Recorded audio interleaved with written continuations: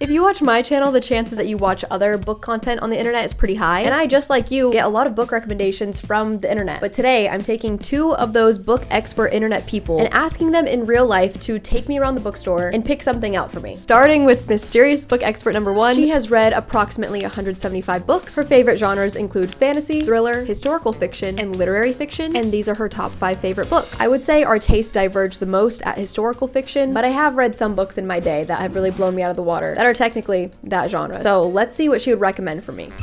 What are you gonna recommend me? You want me to take you there? Mm-hmm. Let's go. I am so excited to give this to you because it's a series that's very intimidating. I think it's actually on the other shelf. Sorry.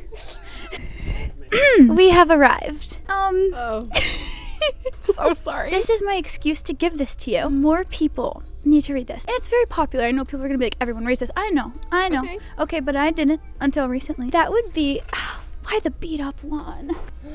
It's a Game of Thrones by George R.R. Martin. That's like 2 pounds. Yeah, it flies by. Does it really? It does. And since you love Red Rising, politics is so good. Okay. And the tension throughout the whole book, it's just eerie. In George R.R. Martin's prose, he's the king for a reason. I feel like you'll read this and be like, I see how he started so much for so many authors. Thank you so much. I mean, you're an expert. Hopefully I love it. I would never read this unless you had given it to me, which makes it even more fun. Here I go. Let's see if I'm suffering right now or not.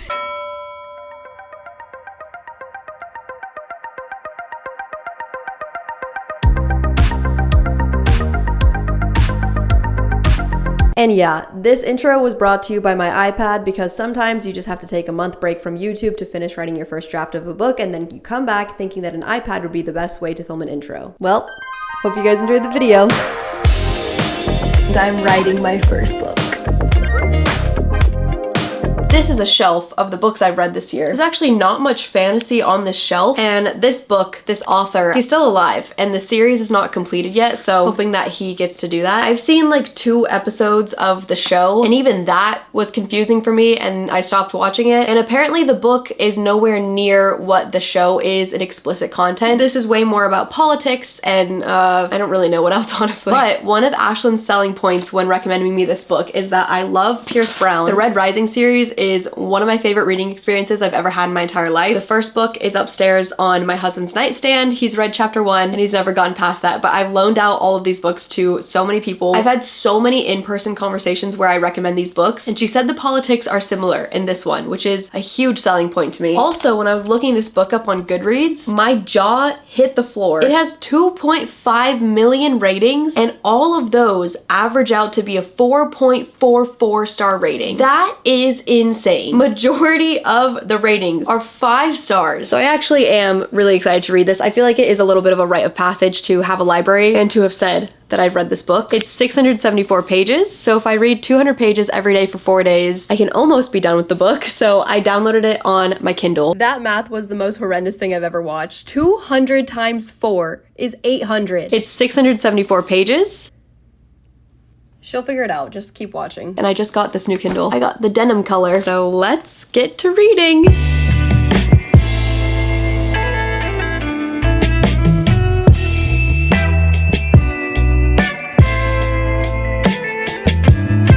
I just finished chapter 1, and I think it's really interesting. Something that Ashlyn said was that after reading this book, I'll kind of understand how much George R.R. Martin set up for other fantasy authors. And it's interesting because in the first chapter, they go out into the woods, it's super snowy, it's like a really intense winter, and they find a dead wolf. In one of the most popular fantasy romance series, ACOTAR, in the first chapter, it's a snowy winter in the forest, and she sees a wolf. So that is kind of interesting. Now I'm on chapter 2, Caitlin. It follows different point of views, so hopefully I like it. It's going well so far. So sorry, I don't usually interject this much, but that was me simply showing that George R.R. Martin's work has paved the way for other authors, and a lot of other fantasy books have been influenced by him. And ACOTAR is a really popular fantasy romance series, and I thought it was a cool parallel, but I'm not comparing the two in quality or even genre. I just thought it was an interesting influence, perhaps.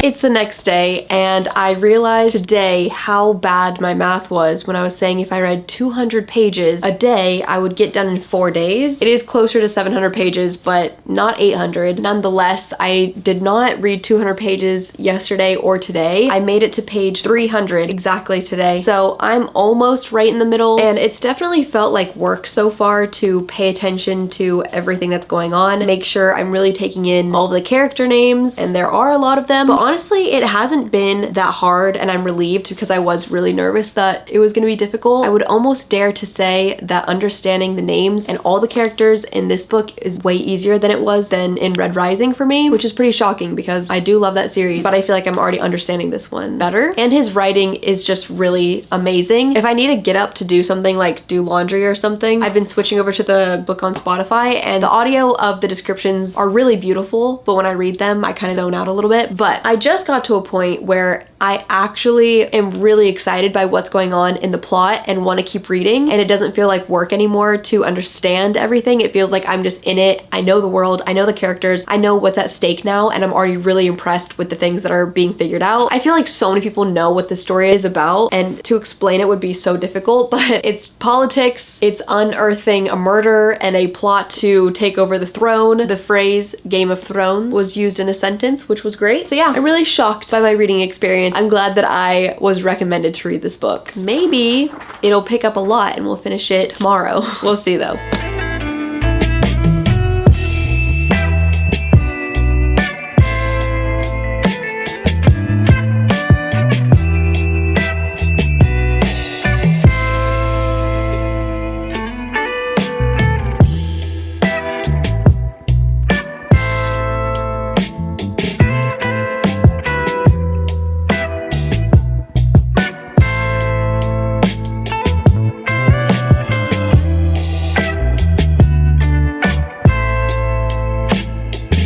Good morning. It is day 4 of reading Game of Thrones, The Beast. But fear not, I'm talking like I've been reading this book. I'm on page 643 and there's like 670 something pages. I'm almost done. I was listening to the audiobook as I prepared breakfast and a crock pot for dinner tonight. And I will say the audiobook is really great. There's so many different versions of it. I'm just listening to whatever version is on Spotify, but the voice actor is great. He does a ton of different voices and they're not annoying to me. And it really brings to life some of the scenes. Listening to it, I can just see it happening in my head like a movie. It's very good. And I also feel like this book is just great for like the fall time rainy season. It's summer right now, but it's been a rainy week, and this book just fits that vibe so well. I can't really picture reading this on the beach or like in a sunny area, but if it was a gloomy, dark, rainy, cozy vibe, I feel like this book is just perfect. So I'm about to finish it right now. It honestly feels like the plot has just started and gotten cooked up, which obviously it's part of a series, but unfortunate because it's about to end.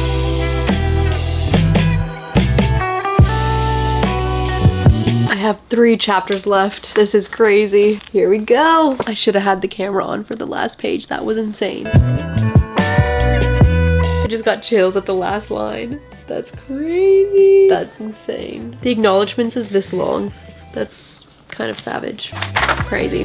Finished it. That last chapter was insane. My review of Game of Thrones. There's kind of a weird effect that reading books that you know are mega famous, where you feel a pressure the whole time to understand why the book is famous and to enjoy it equally as everyone else does, even just knowing how big of a fandom this series has. So this book has a lot of different POVs, and it's basically a political drama of the Starks versus the Lannisters trying to take over the throne. And Ashlyn told me this as she recommended it. She said that it read more like a historical fiction than it did a fantasy book, and I would definitely agree with that. And obviously my review is based off of personal enjoyment because I mostly read books to have fun. Like I read books to escape and be entertained. It's like watching a movie or TV show for me. And personally, the more rooted in reality a fantasy book is, the less I enjoy it. With fantasy books, especially epic fantasy, I would rather be seeing tons of mythical creatures, a really cool magic system, something of that sort. And I think that actually usually happens the further along you get into the series. I don't know, obviously, because I haven't seen the rest of the show or the books, but I read that in a Goodreads review, and just based off of the last chapter in the book, I'm assuming that happens, which I think would be really cool and I would really enjoy that. But this book was very much just a political drama with a war, and all of it feels like it could happen in real life, which I think I also read somewhere that he did base it off of a real war. It probably took me like 275 pages to actually really get into the plot. I half listened to the book, half read it, which is hard because I feel like I like listening to battle scenes more because I am able to like really hear it and understand it better. But when it came to plot twists and reveals of character betrayals, I like reading those parts more. But obviously I don't know when each is going to be happening, so it's not like I can really choose that. So some of the point of views were really difficult for me to get through and I found them boring, and others I really loved. I will just say right off the bat, Daenerys's, I don't know how to say any of these names, please forgive me. Her POV was by far my favorite. Her world and her character felt like it could have been a fantasy book of its own. She has the silver hair, she has dragon eggs, she's getting married into a culture that she knows nothing about. All of that was just amazing, and I wanted more of that. And then even with Jon Snow going to the wall to protect the Seven Kingdoms from whatever lies on the other side of the wall, that I think I would also really enjoy if it was more about like the monsters in the woods coming against them. I would love to read about that, but you don't really get any of that. You get like maybe one glimpse of something that's kind of supernatural, but then everything else is very much just characters talking to each other. I think the character work was really impressive. The dialogue felt real, which is really, really impressive because there's so many different POVs, so many random characters that you hear talk, and they all have distinct voices, and it feels like natural speech. Something that I did not like though about this book at all is the way that it talks about women, and the brutality and the explicitness towards that made me queasy a few times, and I did not like it. And it wasn't even a type of thing where like there were these long paragraphs that you had to skip over. It just was like thrown into every single chapter almost, to the point where it's kind of unavoidable. It's just like what is happening in the book and how the characters treat women or how they talk about them. It just was gross. But yeah, I'm proud of myself for reading this book. I would have literally never picked this up had it not been for Ashlyn handing it to me. And it does feel good to now say that I've read it, because I feel like even people who don't read know about this series. So it feels like an accomplishment. I always feel weird rating super famous books that I know people love, but I think I'm gonna give this a 4 stars. It definitely was awesome and reminded me that I want to read more fantasy. I think it just solidified that I want more of like a magical fantasy experience instead of a more historical fiction, realistic setting type of fantasy. The next mystery book expert has read a total of 521 books. Her favorite genres being romance, fantasy, and literary fiction, and these are her top 5 favorite books, so let's see what she recommends me. I'm trying to think about where it's at in this Barnes & Noble. Hold on, they have an announcement. It's low-key rude. Imagine we were getting called out. No, literally. They're like, can Haley fan? Can I please have something easy? So I'm thinking of it's a literary fiction book, but it's longer. That's what I'm saying. Like, I don't want to give that to you. Right. Guys, I'm sorry. I'm really trying to think here. Oh yeah, I didn't even realize that was a reading challenge here. Imagine I gave you this one. Please. Do you want to hear about some stuff off camera? Because, oh my god, Haley, why do we read the same books? This is getting... See, this is where we're getting to indie romances. And I just don't feel like that's your... Sometimes it is. Oh, follow me. Here's the thing. I don't know what to do because I don't want to give you a 5-star read that I read and then you hate it. And then I go, oh, am I the problem? You know what I mean? Oh, you read this, didn't you? Mm-mm. Well, last time we did Abby Jimenez, it didn't go over well. I know. And you lied to me. Clocked that, didn't I? She's like, I liked it. And then I remember your wrap-up was like, I did not like this. Have you read this one? Oh my gosh, no. I've never seen that cover. Oh my gosh. Well, let me tell you this. I love this book. There you go. I'm so glad I found it. I didn't know they had this here. It's cute. It's golden retriever guy. He's very sweet. Wow. We found one. Thank you for a nice, fun little romance. Okay, Destiny gave me Out on a Limb by Hannah Bonham Young.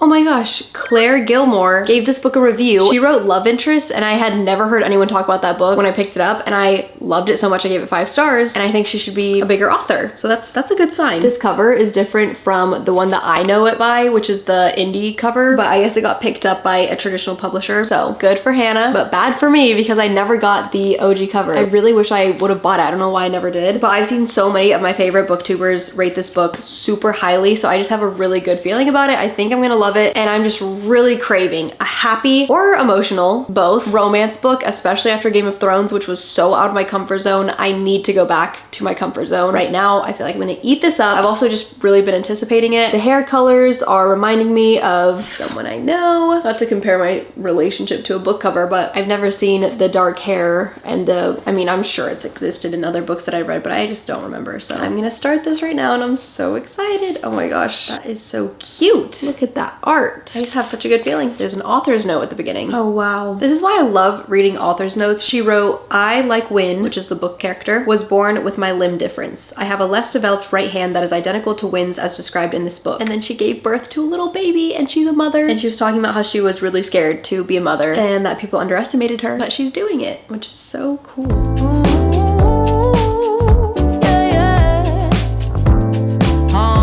Her name is Winifred, but Win for short. I love that name so much. Bunny, why are you walking away?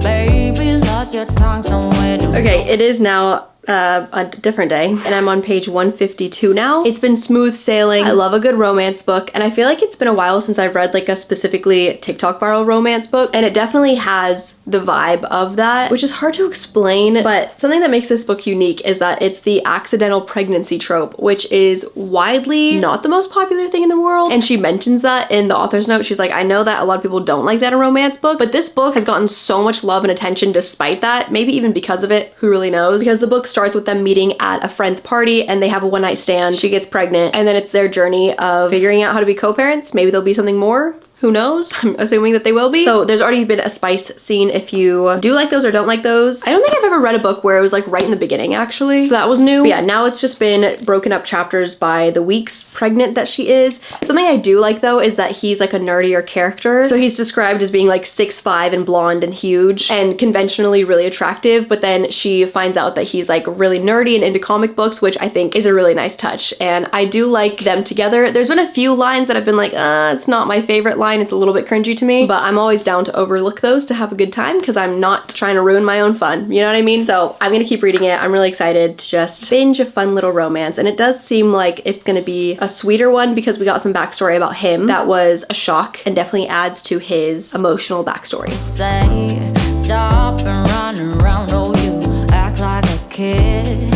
I am not your mama, just admit what you did. I got enough to do, then hang around and wait. It's the next day again and I'm reading the book. And I think the problem with books that are mostly dialogue and not much plot is that if there's like 3 or more lines of dialogue that I find myself cringing at, it just gets harder for me to like the book. It like makes me feel icked out and I want to stop reading. So for example, she calls him a dingus.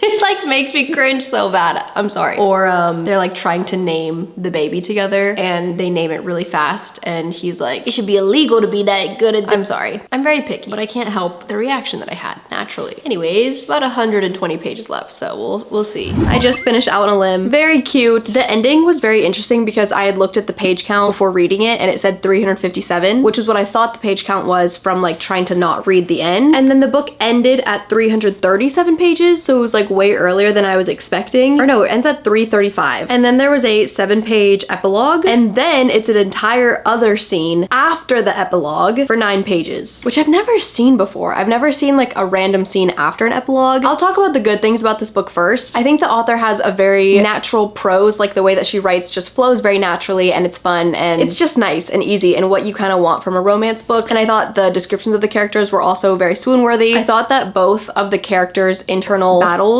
were very believable, which makes sense because in the author's note and the acknowledgements, the author talks about how much of herself she put into the story. And I feel like I could definitely see that. And it was very sweet. It's very like acts of service. Now the things that I feel like were missing for me were, I want to say plot, but I'm usually not really like a plot driven person. I think that I just was wanting something other than the pregnancy, which is my fault because it's a book about her pregnancy. So I kept waiting for something else to like happen and that's just not what the book was about. So that's my bad. Spock is like climbing my shelves right now like a cat. And then also the setting was just not really a strong piece of this book. And I think a lot of the books that I love have a really strong setting and vibe to them. This one I know that it's set in Canada, but it's not described that much or not in ways that's like very, I was gonna say vibe inducing. I don't know. I mean, I guess that kind of makes sense, but it's not doesn't sound great. And then also there was some lingo in the book that made me get icked out a little bit. And it's also pretty spicy. I feel like this book has all the right ingredients, and I was like, okay, it's got all the things that I like, so why am I not liking the overall taste of the cake type vibe? You know what I mean? So I pulled some romance books off of my shelf that I've read this year that I've really enjoyed, and all of them are kind of written more with like a literary fiction feel to them. And it's been a while since I've read a story like this where it's like the characters and the plot is only about the romance, and there's more spice scenes and it's more about that. And I think the books that I've been enjoying are more so about the protagonist's journey as a person apart from the love interest as well. And the writing is a little bit more, I don't really know the word for it, maybe like more metaphorical, a little bit less literal, a little less everyday speech, if that makes sense. I mean, that doesn't really apply to Catherine Center. She's very easy to read and fast paced, but it's really hard to describe the difference. But if you've read any of these books or like an Emily Henry, it just does feel a little bit different from books like this one. It's not a bad thing. I just am noticing now that it's less my style nowadays. I feel like the genre, especially when it comes to romance that I like to read, is becoming more specific and narrowed down because I've read so many romances now. So yeah, I think I would give this book a 3.5 stars, but I totally understand why other people are rating it really highly, because I think if you want just like a purely romance book, this is what that is, and it was written really well. So I'm glad that I finally read it. These two books could not be more different, but I think I learned a lot more about my taste from this video, because this book is a fantasy, but it wasn't magical enough for me, and this book was a romance, which is also my taste, but it wasn't, I don't know if there's one word to describe what it wasn't for me. But we have a 4-star, we have a 3.5 star. I hope you enjoyed this video. If you're not following me on Instagram, there is a very big announcement just existing over there, and if you haven't been over there in a while, then it might come as quite a shock to you. So I would go check that out, but I will see you guys soon somewhere else on the internet. Bye!